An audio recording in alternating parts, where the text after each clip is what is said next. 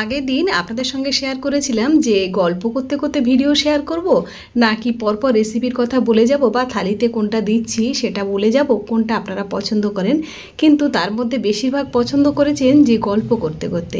যাই হোক, গল্প করতে করতেও আপনাদের সঙ্গে শেয়ার করব কিছু কিছু সময়, আবার কিছু কিছু সময় রেসিপিটাও বলে দেবো, কারণ রেসিপিটা না বললে আপনারা তো করতেই পারবেন না। কিছু কিছু রেসিপির সঙ্গে সঙ্গে কি কি ফোড়ন দিচ্ছি সেগুলো বলে দেবো, বা থালিতে যখন আমি শেয়ার করি দেখেছেন হয়তো যে থালি শেয়ার করার সময় কিছু ফোড়নের কথা বলে দিই।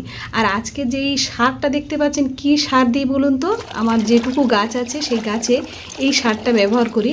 আপনারা কি এভাবে করেন জানাবেন।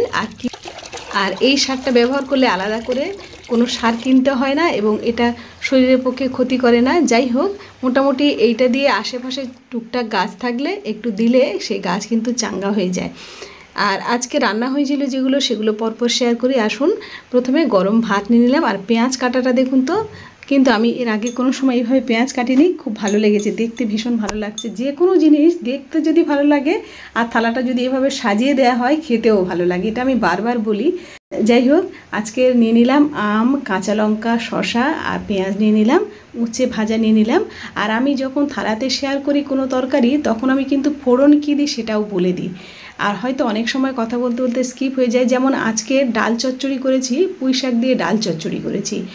আর এটা আমি ফোড়ন দিয়েছি তেজপাতা, শুকনো লঙ্কা আর পেঁয়াজ। একটু পেঁয়াজটা বেশি পরিমাণে দেবেন, তাহলে ভালো লাগবে। আর ভাজা জিরের গুঁড়োটা একটু শুকনো খোলায় নেড়ে ভাজা জিরের গুঁড়ো করে রাখবেন, তাহলে সবশেষে ছড়িয়ে দিলে খুব সুন্দর একটা গন্ধ আসবে। মাছের ঝোলের ফোড়নে দিয়েছি পেঁয়াজ, 5 ফোড়ন, আদা আর কাঁচা লঙ্কা। এইটুকুই দিলেই হয়ে যাবে। নামিয়ে নেওয়ার সময় জিরে বাটা দেবেন। এই ছিল আজকের আমার সাধারণ থালা। আপনাদের কেমন লাগলো জানাতে কিন্তু ভুলবেন না। আর আপনারা সবাই ভালো থাকুন, সুস্থ থাকুন।